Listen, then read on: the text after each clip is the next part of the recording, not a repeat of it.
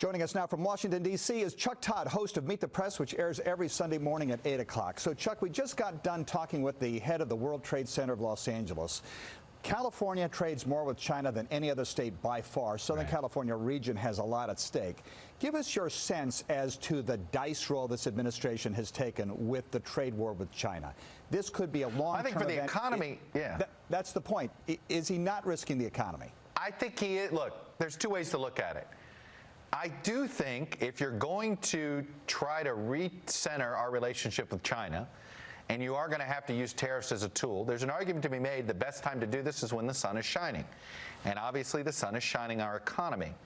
Obviously the risk is what? This perceived great economy that we're in right now doesn't look so great a year from now, which happens to be an election year. So I think that's the political risk for the president here. But you know, there's a lot of things the president does that gets knee-jerk partisan anger. Confronting China is not one of them, right? There's a reason why the presidential candidates have criticized him for maybe not being upfront about what moves he's making, sort of having whiplash on how he's using the tariffs, but none of them are saying get softer on China. And so that's why I think politically he has more running room to confront China right now than he does, for instance, what he's doing with Iran or what he's doing on immigration. And so because there is a divide even in the Democratic Party about how to take on China, you have a Joe Biden who sees it as something more of a relationship that can be managed. You have people like Chuck Schumer and Nancy Pelosi who've always been wanting to get tougher on China and thought that Obama wasn't tough enough on China at times. Right, but you need to thread the needle, and one gets the impression, based on the base of support the president has from the industrial Midwest, as well as the agricultural community, that it can go on for a while, but not too long. You know, and it's funny, Donald Trump doesn't thread needles, right? He has one tool in his toolbox. It's a sledgehammer. You know, if he's got to sew something, he's going to use a sledgehammer, okay? And that I think is the concern among those that even are supportive of what he's doing, because he personalizes everything, that he ends up doing more harm than necessary on this front. Look, I think he's got some running room with those farmers in the Midwest, as long as he does two things. Number one, subsidizes them a bit. Okay, and I think you're going to see that. And yes, is there ideological hypocrisy on government subsidies on the right and on something like this? Yes. But I also think, the big story of the week is basically the fact that the culture wars are going to be more front and center in this race, abortion in Alabama in particular.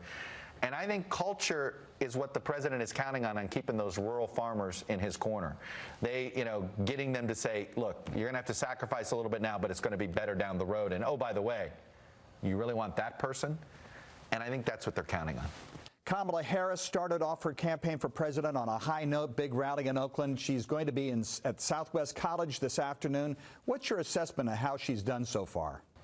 Well, look, I think the problem is right now her two best moments are both as a senator, right? Her two biggest moments have been as essentially playing prosecutor as a United States senator, making Bill Barr disassemble and that one hearing and her tough questioning of Brett Kavanaugh last fall. Other than that, she has yet to distinguish herself on the trail. I think she has not yet articulated why her. A lot of other people have articulated why her. She can bridge the divide between progressives and the moderates, and she could bridge the divide between sort of this voting group and that voting group. And I think that's the problem right now. I think her campaign looks at it, and she is a campaign that is great on paper, but she needs to start executing it. And whether it's that she's being a little risk averse, there's been a lot of theories thrown out there, and when I've talked to some people who know her well, whatever it is right now, I think it's simply she's not defined why her yet. And more than just sort of she could put together a coalition to win. And I think that she needs to articulate that better. She needs a big idea that is definitional to her, that makes you say, you know what, Nobody else can run that race. She can. You know, I think this is part of the problem with many people that are trying to make the case of why Biden shouldn't be it and why they should be, which is, can you make the case that you're more electable than Joe Biden? And until somebody can find, and not only more electable, that you're more uniquely electable, no one else can make the case that you can make, and your case is one of the best. That, to me, is the challenge she's yet to meet.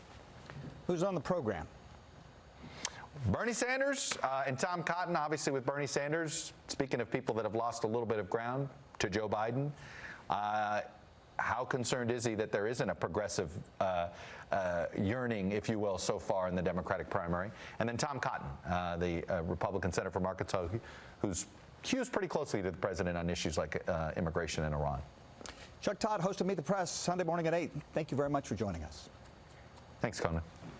NBC4's news conference is preempted at 9 o'clock by the Indianapolis 500 qualifying race. We will be back on June 16th. I'm Conan Nolan. Have a great Sunday.